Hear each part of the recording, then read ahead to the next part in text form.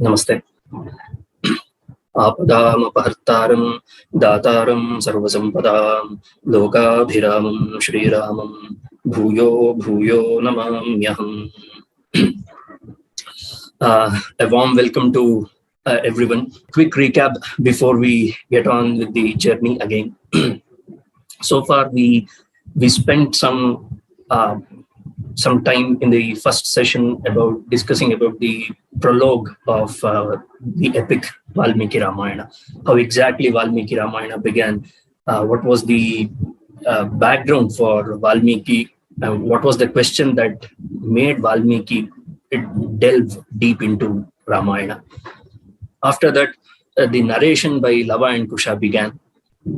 We saw how they both described Ayodhya, the reign of Dasharatha's worry and bringing Rishyashringa, the birth of Rama, Lakshmana, Bharata and Shatrughna.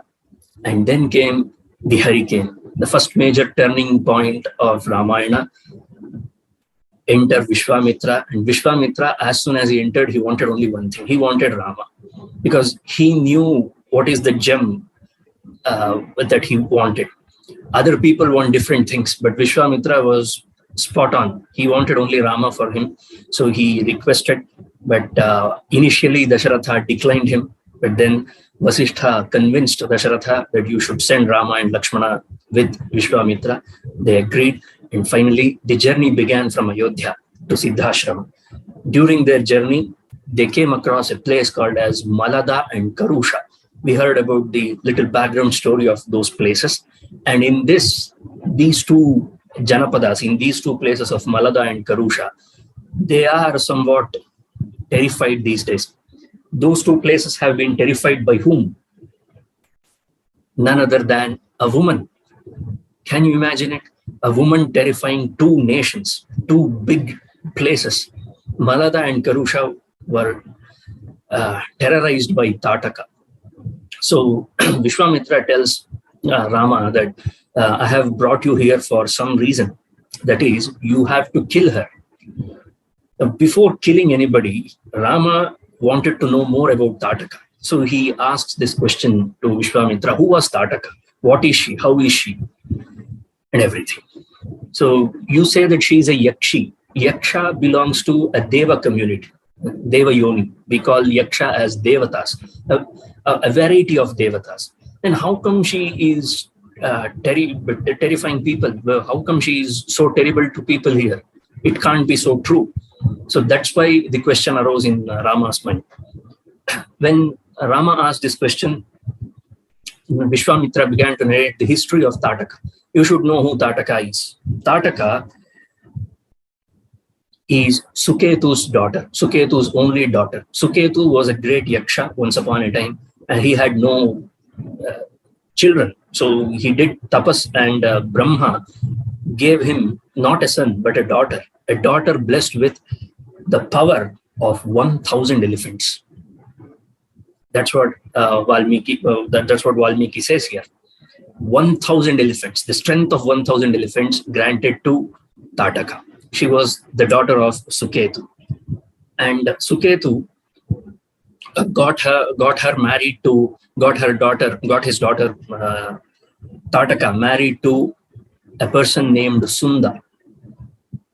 Sunda was Jambha's son. These are some trivial details which I will share with you in the later stages.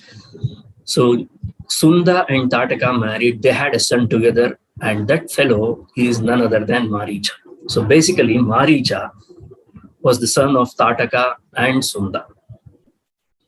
So this Tataka was actually, she had a reason to hate people.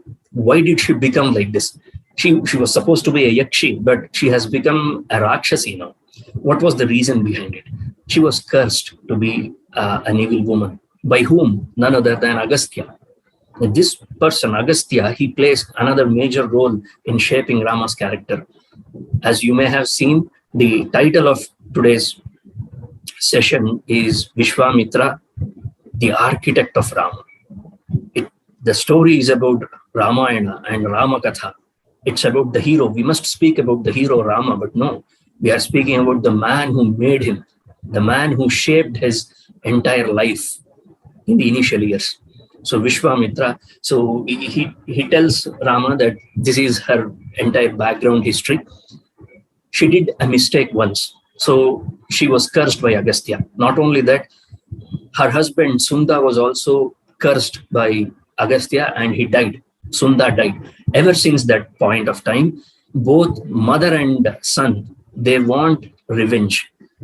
In order to get revenge for their for his father's death and for her husband's death, both of them, they petrify people.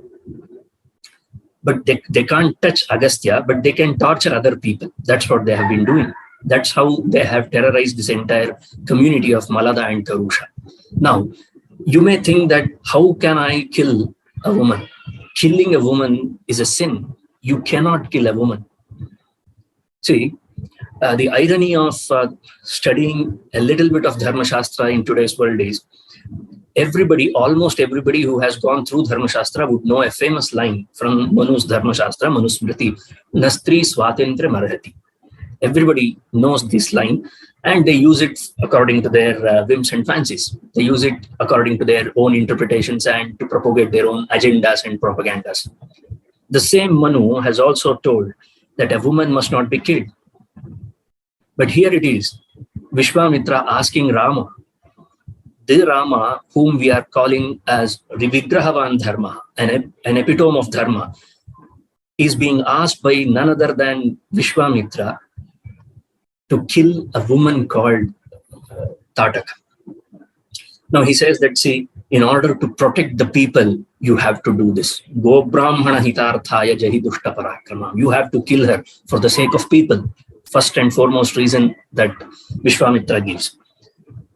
And then he says that don't think that she is a woman and I cannot kill her.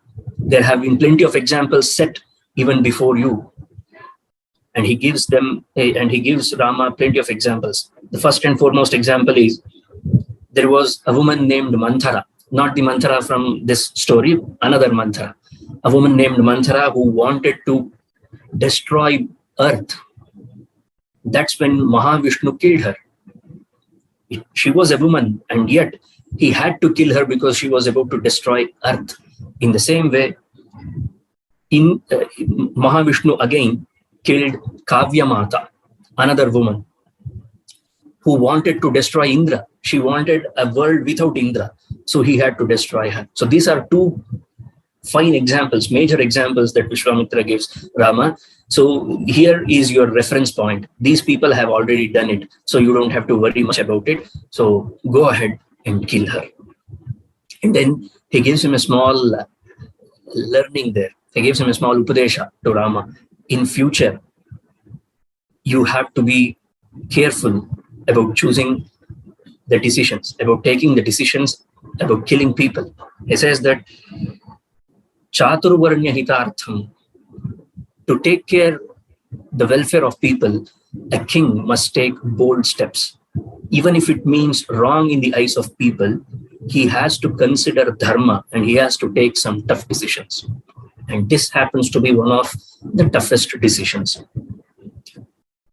He says that Nrishamsam Anrishamsam, sometimes it happens to be cruel, sometimes it may not be so cruel.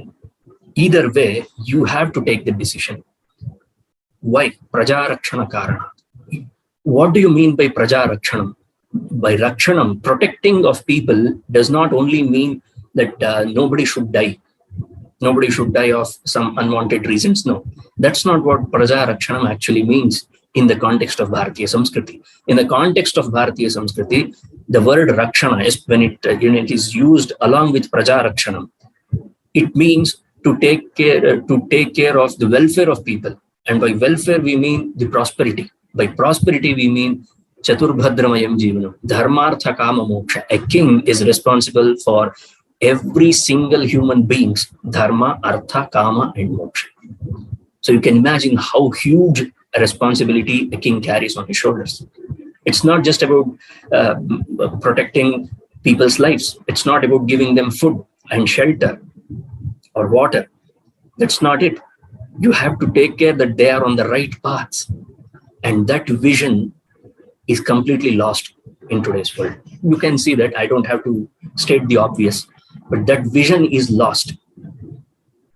And Chanakya was the last point, the last reference point we had in our history who tried to bring back this glory. I will simply summarize this because I know it's a very interesting subject and it goes on and on. The entire Arthashastra, Kautilya was asked a question: can you summarize the whole Arthashastra in one word? He said, yes, I can summarize the entire Arthashastra, political science, in one word. And that word is Indriya Jayaha. So control over your senses, control over your mind. That is the key for a great nation. See how it opens up many doors that are locked. We may feel that finance is the key for a great nation. No. Control over our sense organs, control over our mind. So anyway, coming back to the story. So Vishvamitra tells Rama that Drisham sam andrisham sam. Sometimes you may have to take a cruel step. Sometimes it may not seem very cruel, but you have to take it for the welfare of people, for the prosperity of people. And he says that patakam va sadosham va. It may be a papa, it may be a sin, it may be complicated, it may be controversial, but never be afraid of taking a bold step. And he is not mentioning here that if you feel right, then you take that step. No, that's not how the governance worked in India, not in this nation. If I feel so, I can govern however I want. That's Swechachar, that is Swachhanda. A king was supposed to take into consideration dharma, artha, kama, and moksha of each and every soul that lived in his kingdom. And that's why he says that Rajya Bhara Niyuktana Esha Dharma Sanatana. This is the dharma of every person who sits on the throne. It's not easy to sit on the throne. If you have got the throne, it means you are responsible for the welfare of people. Now, after listening to Vishvamitra, Rama had to make a decision. Now it's the decision time. Observe young Rama, how he decides here. He gives 3 reasons, very simple reasons. Pituru Vachana Nirdeshat. First and foremost reason why I am going to kill Tataka. He has decided that I am going to kill Tataka. Fine. Why? Why am I killing Tataka? She has not done any harm to me. She is troubling people. Yes, of course, I know. I have to stop her. I could take her, I could imprison her, but I'm going to kill her. Why? First and foremost reason, Pituru Vachana Nirdesha. Where is Dasharatha here? He refers to his father, Pituru Vachana Nirdesha. Dasharatha is not at all in the scene. He remembers, Rama remembers, before leaving to Siddhashrama with Vishvamitra, he was taught by his father, Dasharatha, that always obey Vishvamitra. So Vishvamitra's orders are superseded by his father's orders. Now you know why this Rama was called as Pitruvakya Paripalaka. That title is not given to Rama just because he went to forest when his father asked him to. Technically, Dasharatha never asked him to because he never spoke. Dasharatha could never speak those words. So technically, Dasharatha never asked Rama to leave for forest, and yet he did. And you cannot name someone and you cannot call someone something by one incident. They need to have a pattern, isn't it? So that pattern is visible here.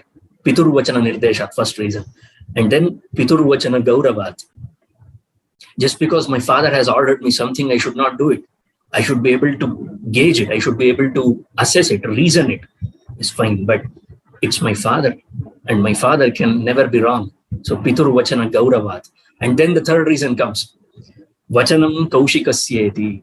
And this is the word. This is the Adesha. This is the order given by Kaushika. Kaushika is Vishvamitra. Hence, Kartavyam Avishankaya. Avishankaya Kartavyam. Without having a second thought, I must kill Tataka because of these 3 reasons. I have been taught by my father. I have been asked to follow the orders of Vishvamitra by my father. And this is Vishvamitra's words. You will know who Vishvamitra is or what Vishvamitra is. What grain is he? We will get to know. Finally, he decided it, and then he speaks to his brother Lakshmana. He tells him, look at Tataka, how terrible she looks.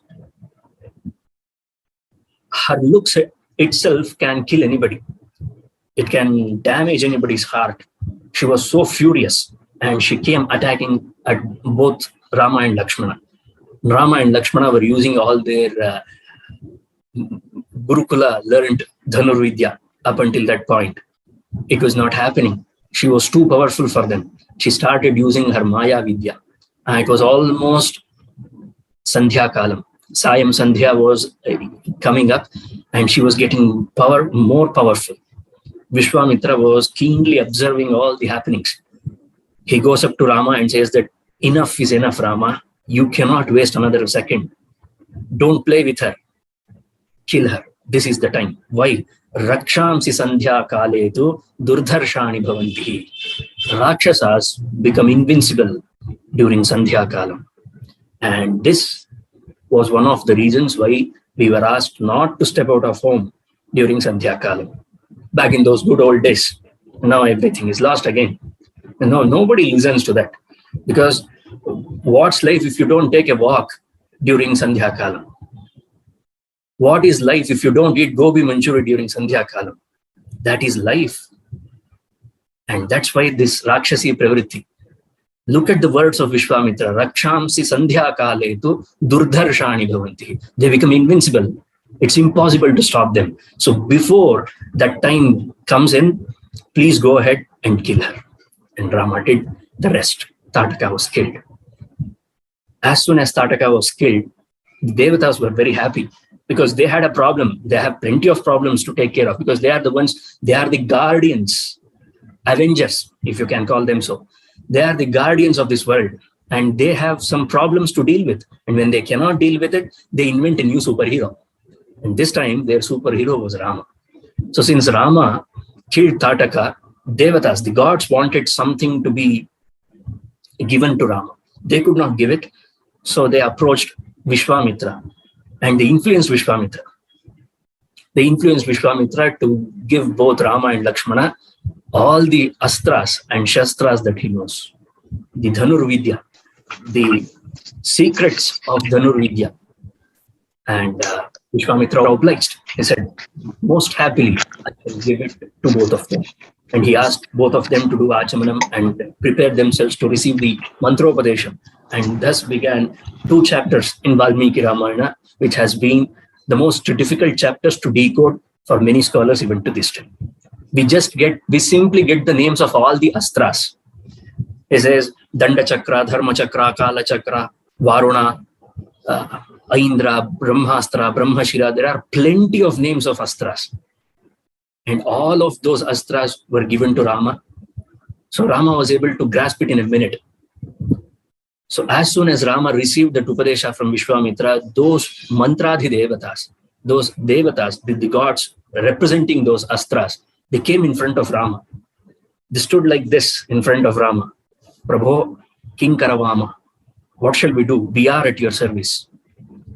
So Rama said, Manasa me bhavishyadhvam, stay in my heart. And I shall remember you when it is the right time. This is how you take a vidya. When you take up a vidya, it should get into our heart. It should go to our heart. So Rama did that. And he was a clever fellow. You remember Ashwathama from Mahabharata? Drona's son, the famous son of Drona. He knew all the astras. But poor little fellow, he did not know how to dissolute those astras. So he was able to use Brahmastra, but he did not know how to take it back. A good soldier always knows when to use the astra and when to take it back. So Rama very politely asks Vishvamitra, Brahman, Bhagavan, will you not teach me the Upasamhara Vidyas? Vishvamitra was so impressed. He was testing him. He was testing because you have been given the power of astras. Every single astra there is in this world was given to Rama by Vishvamitra. So he could be happy. He could have simply kept quiet. I have all the astras that I need. But no. He asked for Upasamhara and Vishvamitra obliged and gave him the Upasamhara Vidya.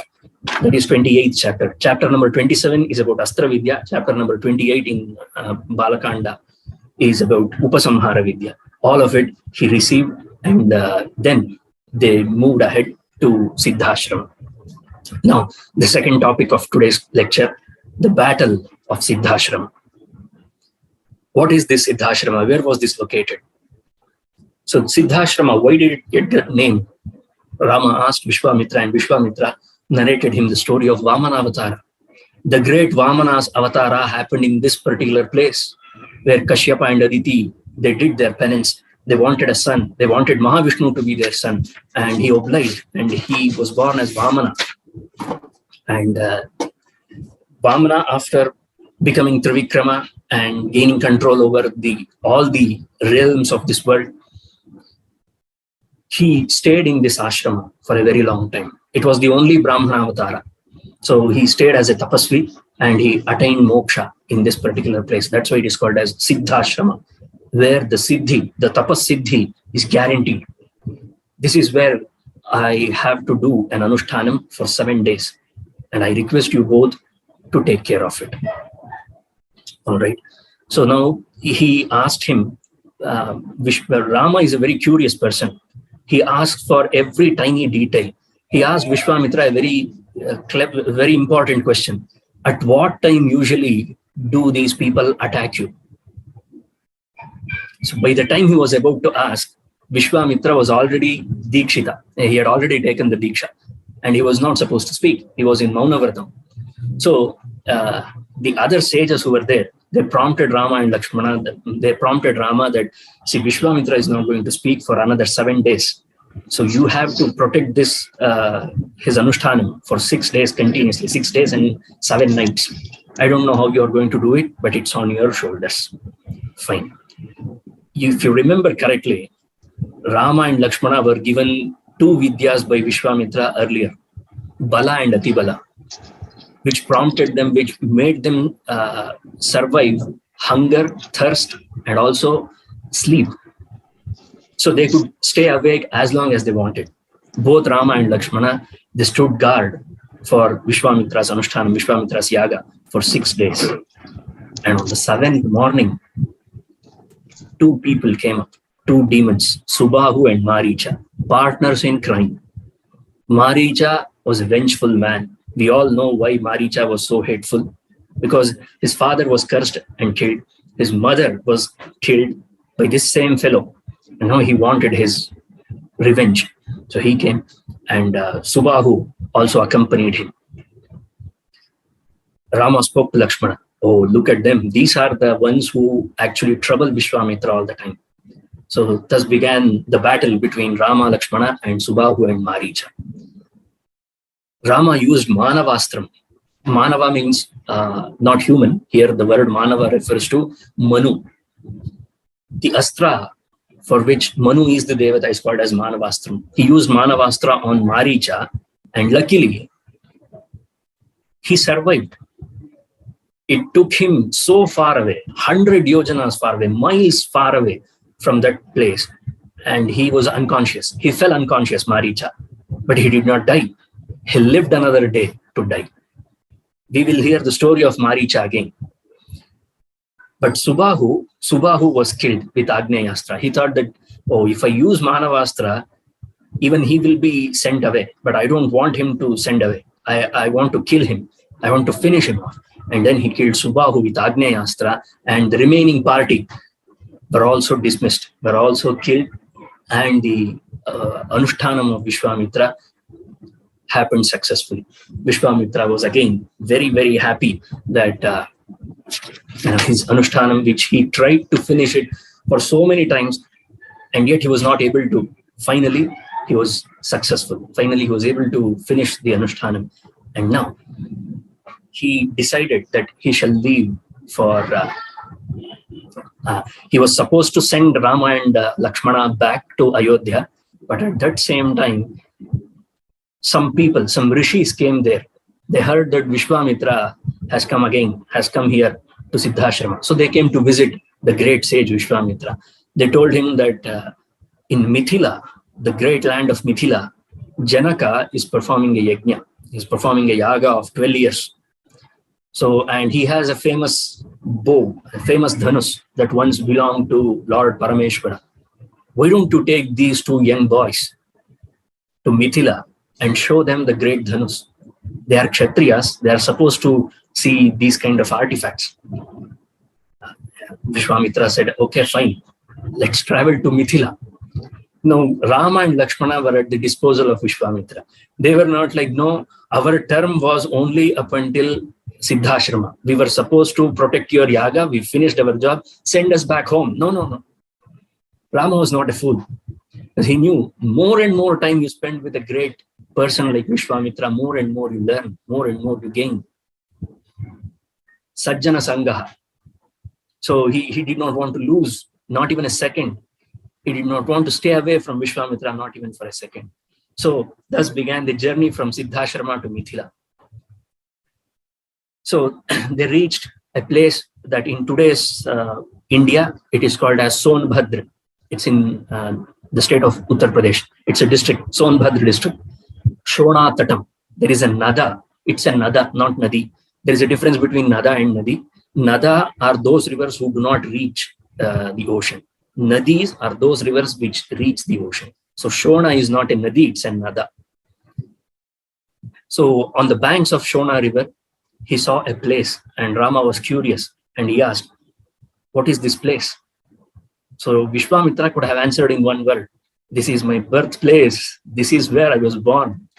No, Vishvamitra did not answer like it, but he explained a bit more about the history of that place. Prajapati Brahma had a son named Kusha.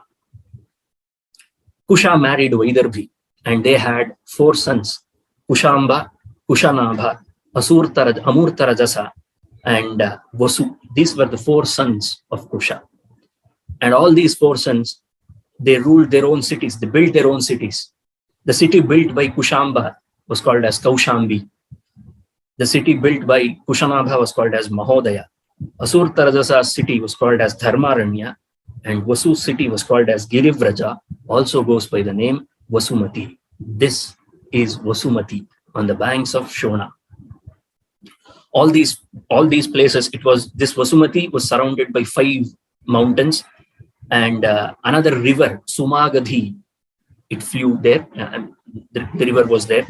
See, this is a Nadi and Shona was a Nada. So that's why all great cities must be built on the banks of a river. You can see, you can check the history. All great civilizations, they have all flourished on the banks of a river, on the banks of a great river. Ayodhya, Sarayu. Like this.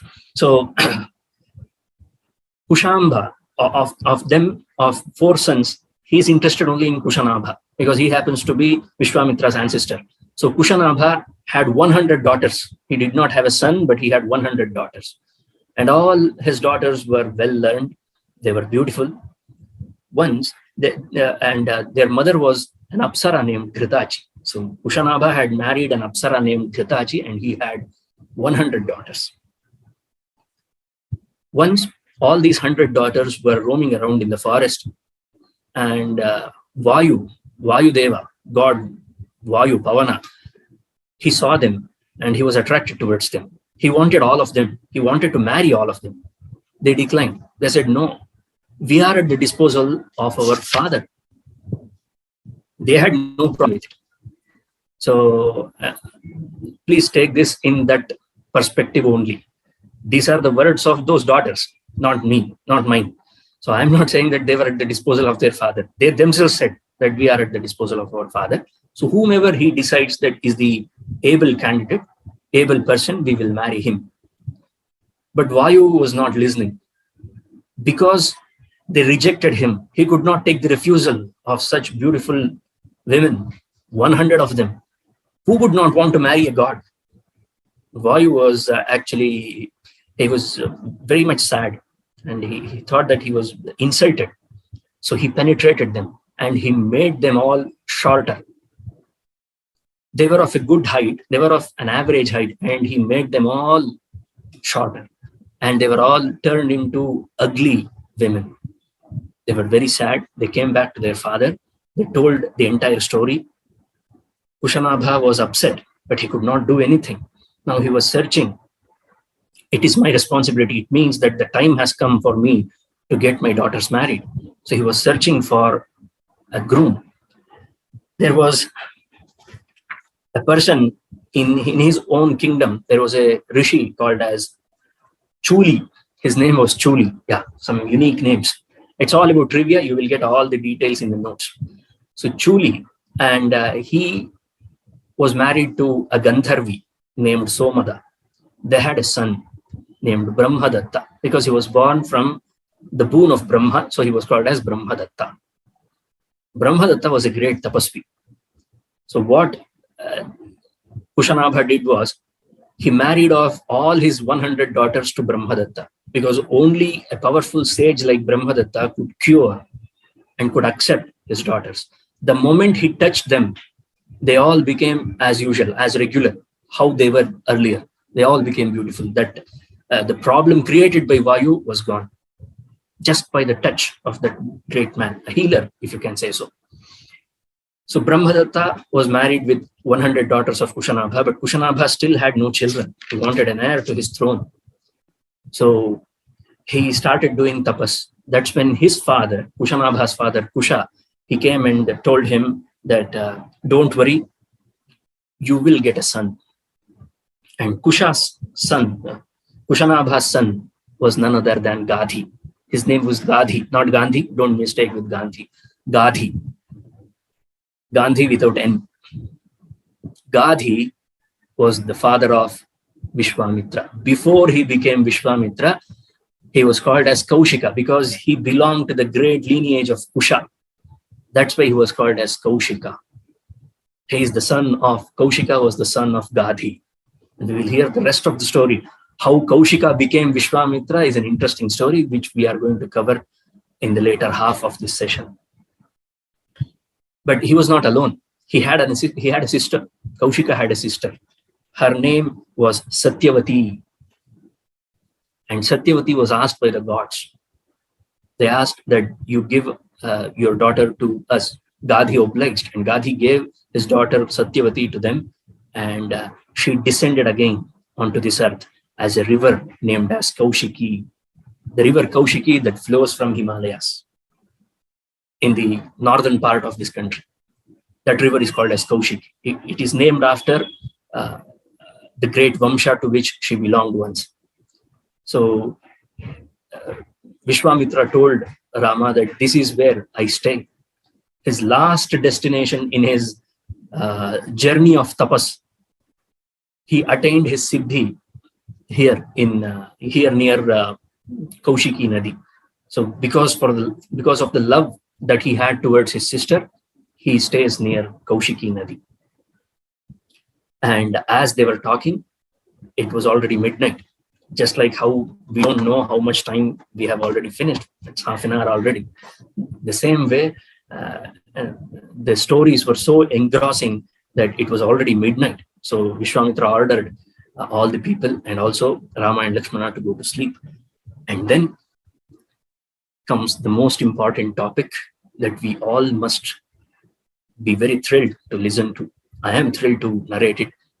The descent of Ganga Avataranam, one of the major turning points, one of the major events in the history of our nation. Ganga Avataranam. How did this Ganga come down to earth? Why was this question arise? From Shonabhadra, they started their journey again, and he asked that, how will we reach Mithila? Rama asked Vishwamitra, how will we reach Mithila? He said that we will cross river Ganges. So he was now intrigued. Rama was intrigued. Tell me more about Ganga. How did she become Tripathaga?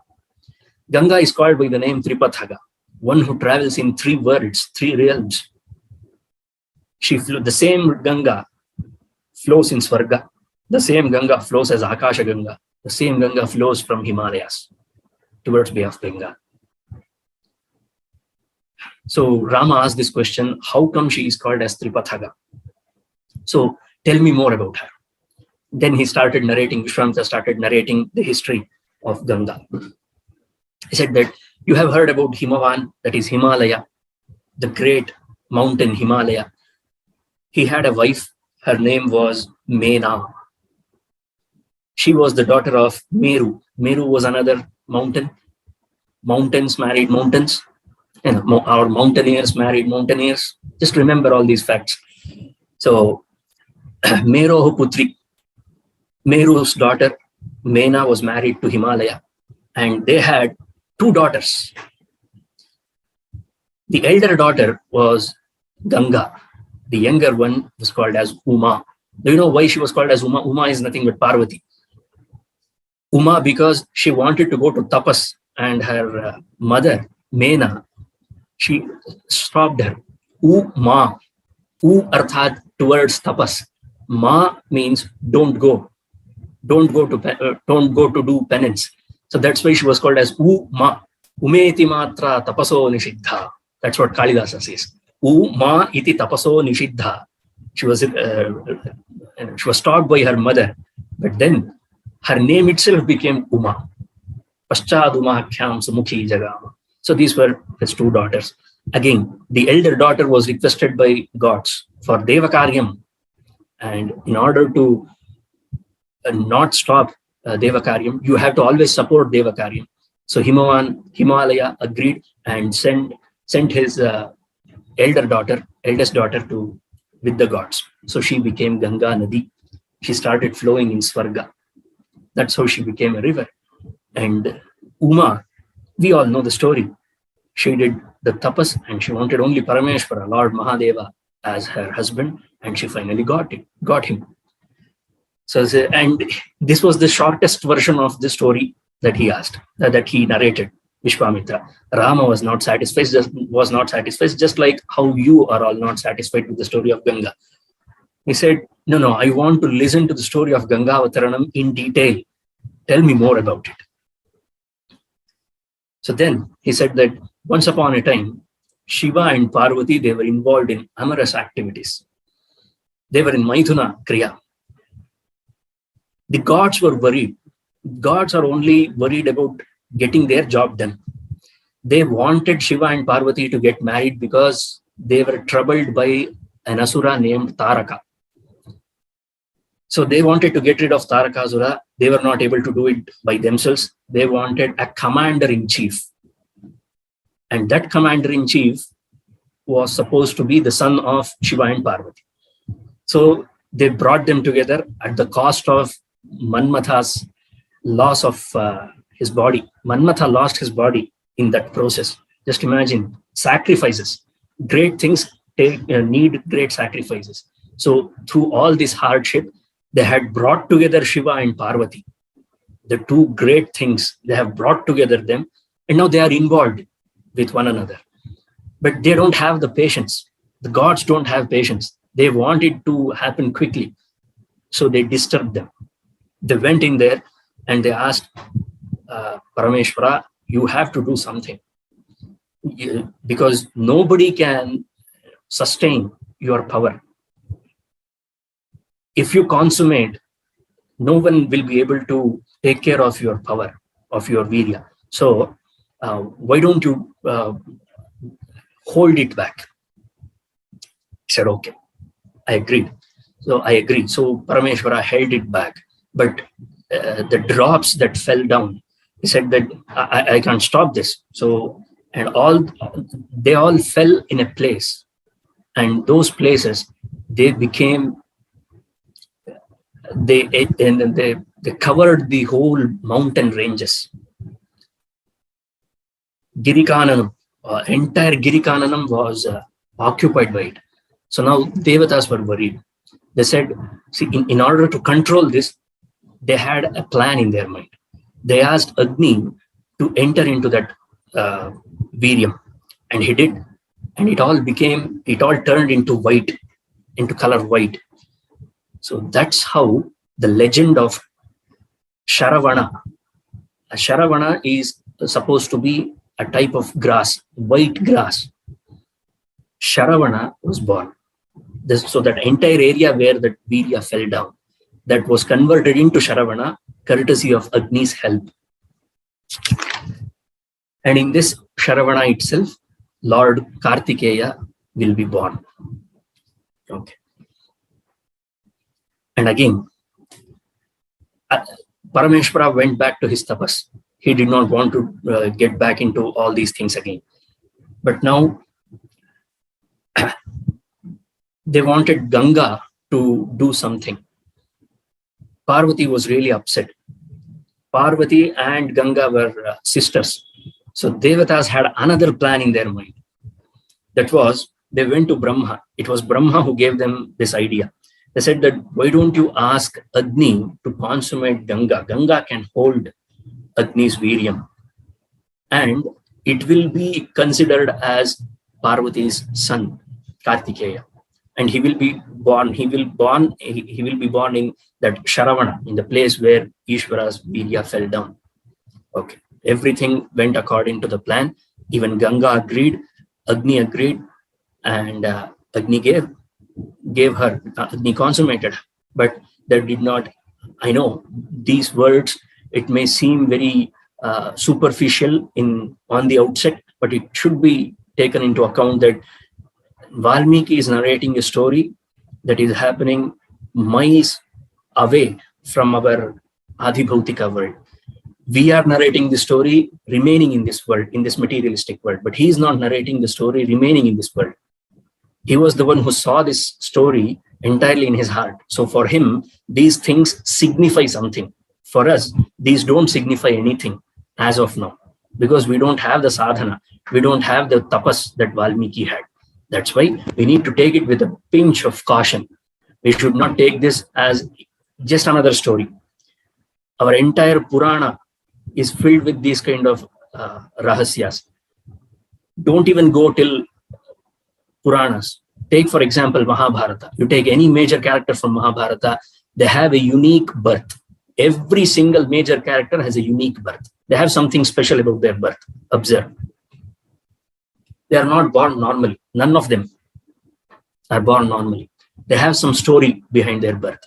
So we understand that it means something else. I'm just going to drop this idea here because this will take further discussions as well. But we need to understand these stories with a pinch of caution. And if I don't give that caution in between, then I will be doing a mistake. So that's why I have given the caution. Please take this as something that is happening in a different world, in a different realm. It signifies something which we are not able to decode yet. So when Agni consummated Ganga, Ganga was not able to hold it again. So she said that I cannot hold this. So she was asked to keep it in a place, that same place where the Sharavana was there, the white grass, the mountain covered with white grass. And that entire place, as soon as Agni's Virya and Ganga's Garbha, Ganga's Garbha gotten with courtesy of Agni's Virya, as it was placed in Sharavana, the entire place turned into gold. That's why it is called as Jata Rupam. Gold is called as Jata Rupam because of it. Jata Rupam iti khyātam, tada prabhriti raghavam. And the son was born. And Brahma had already said that Parvati will accept him as her own son. So don't worry about it. Fine. But why? She had already cursed the Devatas. So that's why they were scared of visiting her again. They were scared of going to Parvati again to ask for any favors. Gods were scared, as was Prithvi. Bhumi was also scared, because both of them were cursed by Parvati. When they came in such a position, when they were in such a great condition, Shiva and Parvati, and these gods came in there to get their job done, she was offended. Any woman would be. So she said that, Adya prabhriti yushmakam aprajasantu patnayah. May your wives never have children from this day onwards. This was the curse by Parvati on gods. That's why gods don't have children, because they were cursed by Parvati. And she said, just how I was not able to conceive, likewise, may your wives never be able to conceive a child. So this was one shapa given to Devatas, and they were not ready to face her again. And Bhumi was also, Prithvi was also, because she was the one who carried Shiva's Viryam, right? So she got the opportunity to take Shiva's Viryam. She wanted it. Parvati wanted it. So Parvati cursed Prithvi. Avane naikarupatvam bahubharya bhavishyasi. You will not have a single child of your own. That's why a land can never be ruled by only one person for a very long time. She has multiple masters. She has many masters. Land has many masters. She's ruled by many. Not one person can rule the entire Bhumi for a very long time because of the curse placed upon her by Parvati. So this was the case. And again, coming back here, Devatas had hatched another plan along with Brahma. And Brahma had assured them that Parvati will accept the son who is born from the combination of Ganga and Agni. She will consider him as his son. So you take my word. So since Brahma said, they all agreed. It's a bit complicated, isn't it? It's a very complicated Janma. All right. So as soon as the child was born, he was looking for milk, as usual, but nobody was there. So then the gods asked Krittikas. Krittikas are a group of nakshatras, a cluster of stars called as Krittika. They were in the form of a stree. Krittikas, Vagnima, Dadhita. That's the famous Vedavakyam. Even the Vedavakya uses Krittika in Bahuvachanam, in plural. There were plenty in number. So all these Krittikas were actually appointed by the gods to feed Kartikeya. That's how he gained the name Kartikeya, because he was fed by Krittikas. That's why he is called as Kartikeya. And he was born in a place where Ishvara's Virya fell down. Skannatvat, Skandaha. That's why he's called as Skanda. And when he was, when Krittikas, all those Krittikas Triyaha, when they started to feed him, he had only one mouth. So he wanted to drink the milk from all the Krittikas. So he generated 6 faces. That's how he became Shadanana. Every single name of Kartikeya has a significance. And we shall end with this. The first half of this session, we will end with this. And Ganga Avatarana is still remaining. And after that, we will move on to the next sector, next section, that is the legend of Vishvamitra. We will get to that. So this is how Kumara Sambhava happened. Kumara Sambhava happens to be one of the major part of Ramayana.